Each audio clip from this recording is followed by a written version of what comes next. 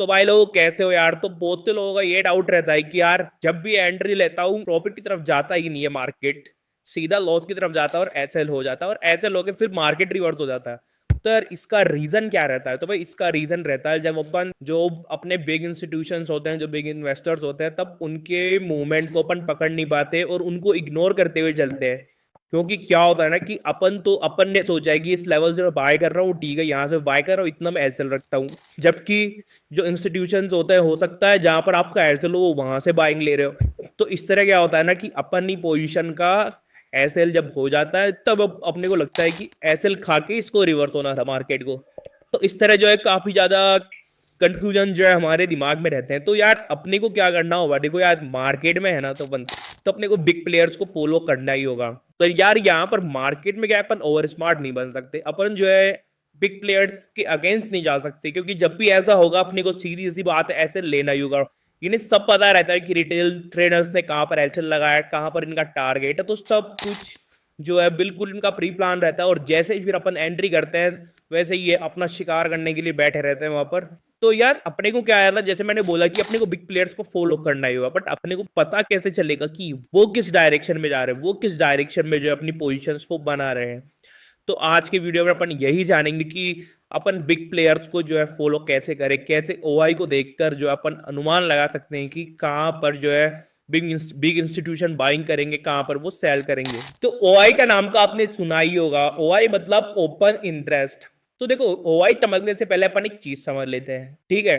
किसी भी निफ्टी का एक लॉट ले लो या फिर बैंक निफ्टी का एक लॉट ले लो, उसको खरीदने के लिए अपने को कितनी कैपिटल चाहिए होती है? जो बायर होता है उसकी कितनी कैपिटल चाहिए होती है? ज्यादा से ज्यादा 8,000, 10,000, 15,000, 20,000, इतनी तो चाहिए होती है, इससे ज्यादा नहीं चाहिए होती। जबकि जो ऑप्शन सेलर होता है उसको एक लॉट सेल करने के लिए यहाँ पर 1.5 से 2 लाख रुपए तक चाहिए होते हैं। तो यहाँ पर बड़ा कौन हुआ? ऑप्शन सेलर हो गया ना। बायर पर कौन भारी रहेगा? ऑप्शन सेलर भारी रहेगा ना। मार्केट बायर थोड़ी ना चलाएंगे, मार्केट चलाएंगे ऑप्शन सेलर, क्योंकि ये जो सेलर होते हैं ये बड़े बड़े इंस्टीट्यूशंस होते हैं जो बहुत ही बल्क में जो है मनी जो है मार्केट में डालते हैं और मार्केट को पूरा चेंज करके रख देते हैं। मतलब एक तरह से मार्केट को यही जो है डायरेक्ट करते हैं, मार्केट को यही जो चलाते हैं। तो यहाँ पर जो है अपने को इन सेलर्स को जो है फॉलो करना पड़ेगा। तो अब सेलर्स को किस तरह से देख सकते हैं अपन? कहाँ पर अपन पता लगा सकते हैं कि यार सेलर कहाँ पर है, बायर कहाँ पर है? चलो बायर की तो छोड़, अपन बायर को देखेंगे ही नहीं, अपन तो सिर्फ सेलर पर ध्यान देंगे कि सेलर कहाँ पर है। तो सेलर कहाँ पर है ये अपने को बताता है ओआई, ओवर इंटरेस्ट। तो ओआई की तरफ अपन चलते हैं। जैसे कि ये देखो, आप आ जाओ यहाँ पर, ये अपनी ऑप्शन चेन, निफ्टी की ऑप्शन चेन है ये, ठीक है। अब ये ओआई का डेटा है, देखो ओआई, और ये लैक में ये देखो पुट ओआई, और ये देखो यहाँ पर आपको दिख रहा है कि किस तरह यहाँ पर डेटा है। तो यहाँ पर ये जो नंबर है, जैसे ये 95 लाख और ये 21 लाख, तो ये जो है ओआई का ये दिखा रहा है कि कितने ओआई यहाँ पर है, इस वाली टाइम पर कितने ओआई है। तो इस तरह ये दिखा रहा है कि अपने को अब ओआई को समझने से पहले, ओआई का इम्पैक्ट समझने से पहले अपन एक और चीज समझ लेते हैं, वो है अपनी, बहुत से लोगों को ये पता होगा बट मैं और समझा देता हूँ एक बार। Call buy, put buy, call sell, put sell, इनका मतलब क्या होता है? क्योंकि कुछ लोग नहीं जानते हैं, कि कुछ लोग समझते हैं कि यार कि वो देखते ही नहीं है। जैसे उनको दिखता है यार, अच्छा पुट का प्रीमियम, जब पुट का प्रीमियम एक्सपायरी के दिन ऐसा लगता है ना कि 5 रुपए, 6 रुपए दिखता है, तो वो सोचते हैं यार इसको जो अपन सेल कर देते हैं, कि ये नीचे जा रहा है इसको अपन सेल कर देते हैं। तो भाई वो सेलिंग जानते हो क्या होती है, उसके लिए कितना कैपिटल लगता है? उसके लिए 1-1.5 लाख रुपए लग जाएगा उस टाइम भी। तो यहाँ पर अपने को इसको समझना होगा कि यार कॉल बाय, पुट बाय, और ये होते क्या रहे, वो कॉल बाय का सीधा सा कॉन्सेप्ट है, बिल्कुल सिंपल है। कॉल बाय, जब इंडेक्स ऊपर जा रहा है, मतलब निफ्टी ऊपर जा रहा है, अपने को लग रहा है यार और ऊपर जाएगा, तब अपन कॉल बाय कर लेते हैं। यहाँ पर बिल्कुल सीधा सा कॉन्सेप्ट है ये, तो इसमें कोई दिक्कत नहीं है, ठीक है। अब क्या होता है, अब निफ्टी मान लो नीचे जा रहा है, तब आप कॉल बाय करने जाओगे क्या? सॉरी, कॉल सेल करने जाओगे क्या? फिर भाई निफ्टी ऊपर गया तब तो आपने कर लिया कॉल बाय, कोई दिक्कत नहीं है। अब निफ्टी नीचे जा रहा है तब आप क्या करोगे? कॉल सेल करोगे? पता है कितना प्रीमियम लग जाता है? 1 से 1.5 लाख रुपए है आपके पास कि जब आप कॉल को सेल कर दो। तो इसका अल्टरनेटिव क्या रहता है अपने पास? इसका अल्टरनेटिव रहता है अपने पास पुट को बाय करना। पुट बाय करते हैं फिर अपन, जब मार्केट नीचे जा रहा होता है तब अपन पुट बाय करते हैं, और जब मार्केट ऊपर जा रहा होता है जब अपन कॉल बाय करते हैं। तो ये सीधा सा कॉन्सेप्ट हो गया। अब सेलिंग इसकी उल्टी हो जाती है, जब मार्केट नीचे जा रहा होता है अपन कॉल सेल करते हैं, और जब मार्केट ऊपर जा रहा होता है तो जो सेलर रहेगा ना वो करेगा पुट को सेल, फिर वो पुट को सेल करेगा मार्केट जब ऊपर जा रहा होगा। तो इस तरह से ये जो है कॉन्सेप्ट रहता है यहाँ पर। तो अब अपन देखेंगे सेलर के पर्सपेक्टिव से। तो यहाँ पर अगर सेलर को दिख रहा है कि यार मार्केट ऊपर जा रहा है तो वो क्या करेगा, यहाँ पर वो कर देगा पुट को सेल कर देगा, ठीक है। और उसको दिख रहा है कि यार मार्केट जो नीचे जा रहा है वो क्या करेगा, कॉल को सेल कर देगा, ठीक है। तो यहाँ पर ये जो OI दिख रहा है ना आपको, ये OI डेटा दिख रहा है ना, इसको आप इस तरह से समझ लो, ये सेलर है, ये नंबर ऑफ सेलर्स है जो आपने को यहाँ पर दिख रहे हैं। अब देखो जैसे कि यहाँ पर दिख रहा है आपको, जैसे 24,500 की कॉल है, यहाँ पर दिख रहा है 95.5 लाख OI है यहाँ पर। तो यहाँ पर इसको इस तरह मान लो कि यहाँ पर 95 लाख जो है कॉल के सेलर बैठे हुए हैं। और यहाँ पर अगर पुट साइड देखे तो यहाँ पर ऐसा समझ लो कि 88 लाख जो है पुट के सेलर बैठे हुए हैं, ठीक है। तो अब इसको अपन इस तरह से मान लेंगे कि 95 लाख लोग ये सोच रहे हैं कि जो मार्केट है वो 24,500 से नीचे जाएगा, क्योंकि यहाँ ये कॉल वाली सेलर है। और 88 लाख लोग ऐसे सोच रहे हैं कि यार जो मार्केट है ना वो 24,500 से ऊपर जाएगा, क्योंकि ये पुट वाले सेलर है। पुट वाला सेलर का क्या व्यू रहता है, ऊपर जाने का। तो यहाँ पर कौन ज्यादा हुए, जो कॉल के सेलर है वो ज्यादा हुए। तो इनके अकॉर्डिंग क्या रहेगा फिर यहाँ पर, क्योंकि इनका बहुमत ज्यादा हो गया, मेजोरिटी इनकी ज्यादा हुई, तो यहाँ पर अपन एक छोटा सा अनुमान क्या लगाएंगे यार, 24,500 का 24,500 का एक रजिस्टर बन सकता है। मार्केट जो है 24,500 से ऊपर नहीं जाएगा, मतलब वहां पर रुकेगा। अगर रुकेगा थोड़ी देर और नीचे भी आ सकता है, फिर वहां से यहाँ पर अपन एक अनुमान लगा सकते हैं, ठीक है।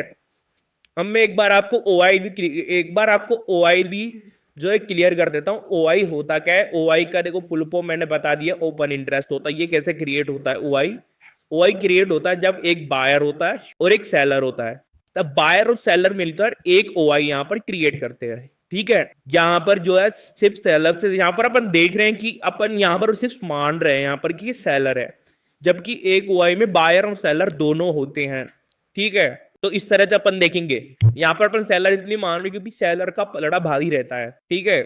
अब यहाँ पर अपन इस तरह से देख रहे हैं इसको, ठीक है। आपको ये सब चीजें समझ में आ चुकी है। अब मैं आपको ऑप्शन चेन पर दिखा देता हूँ। देखो ऑप्शन चेन पर अपन देखें तो देखो ये जो बार दिख रही है ना आपको, ग्रीन बार दिख रही है, यहाँ पर रेड बार दिख रही है। तो ये रेड बार दिखा रही है कि यहाँ पर कितना OI है। जितनी बड़ी रेड बार है उतने ही ज्यादा यहाँ पर OI है, ये कॉल साइड में। और जिधर पुट साइड में देखो तो जितनी लंबी ग्रीन बार उतनी ही ज्यादा उस स्ट्राइक पर OI है यहाँ पर।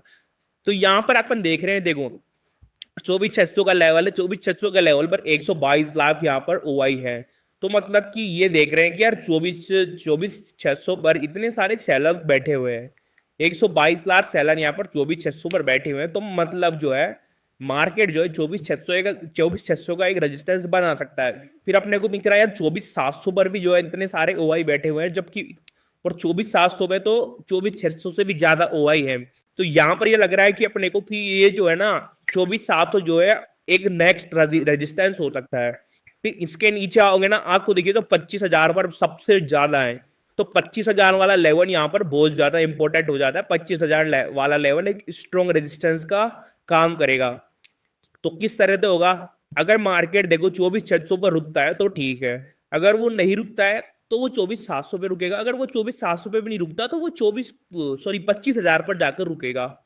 और ये जो पुट वाले OI है ना, ये सपोर्ट का काम करते हैं। यहाँ पर आप देखो पुट में कहाँ पर OI ज्यादा है, ये देखो यहाँ पर है OI 92 लाख, मतलब 93 लाख का OI है यहाँ पर 24,000 की पुट पर, 24,000 के लेवल पर। तो मतलब मार्केट 24,000 से सपोर्ट ले सकता है। अब देखो एक रेंज सी बन गई, देखो मैं आपको दिखाता हूँ, एक रेंज सी बन गई निफ्टी में।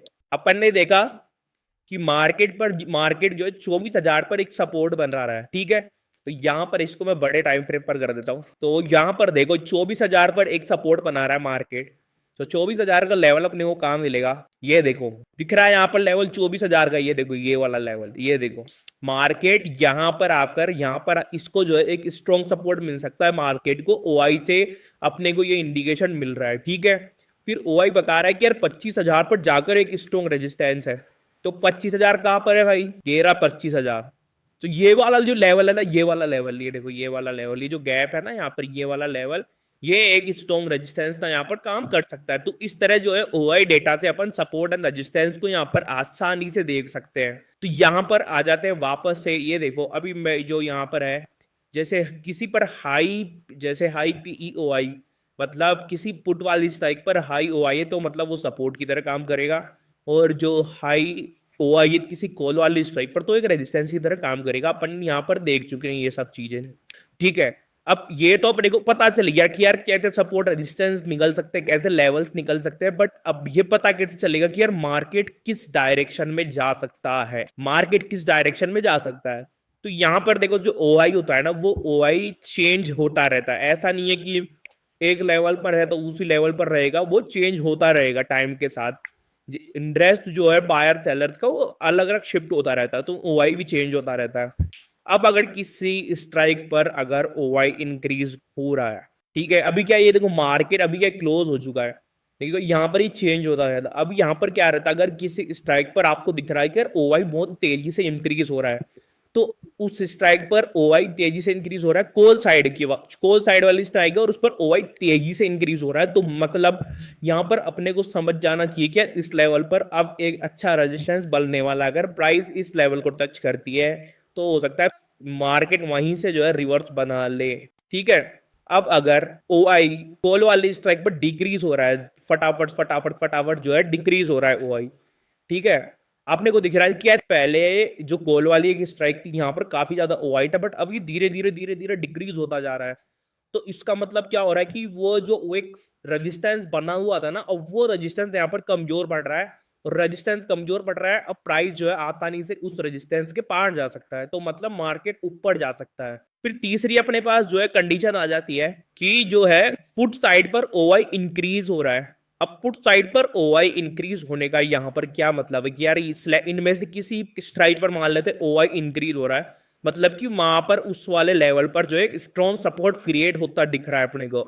अगर मार्केट वहां उस सपोर्ट पर आता है तो वहां से वो रिवर्स मार सकता है अच्छा खासा, और जो है बाय साइड की तरफ जो है निफ्टी या फिर जो कहे जो भी इंडेक्स रहेगा इसका वो जा सकता है। फिर चौथी कंडीशन अपने पास आ जाती है कि यार किसी पुट पर जो है ओआई जो है डिक्रीज हो रहा है, किसी पुट वाली स्ट्राइक पर ओआई डिक्रीज हो रहा है। इनमें से मान लेते इस वाल ही ये है 24,000 की पुट है, यहाँ पर ओआई अच्छा खासा था, अभी डिक्रीज होने लग गया, तो इससे क्या इंडिकेशन मिल रहा है कि जो सपोर्ट है कमजोर हो रहा है, बहुत ही जो वीक पड़ रहा है। तो अगर मार्केट उस लेवल तक चला गया तो उस लेवल को वो आसानी से ब्रेक कर देगा, तो मतलब कि मार्केट बियरिश जा सकता है। तो इससे अपने को फिर ये पता चलता है, ठीक है।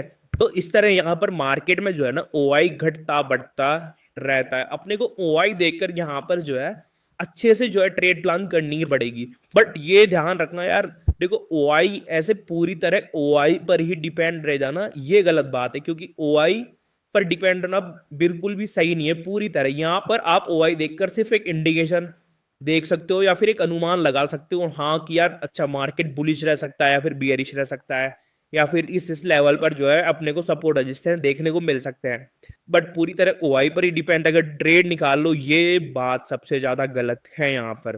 तो बहुत बार जो लोगों के कमेंट भी आते हैं कि यार कि सर यहाँ पर है ना मैं ओआई ओआई को देखकर ट्रेडिंग करता हूँ तो ऐसे लिट हो जाता है, तो भाई वो आपको पूरी तरह अगर आप ओआई पे डिपेंड होकर ट्रेडिंग करोगे तो वो बिल्कुल गलत रहेगा आपके लिए, ठीक है। तो ओआई पर आपको पूरी तरह डिपेंड नहीं रहना, बट ओआई को एज ए हेल्पिंग हैंड आपको यूज करना है यहाँ पर।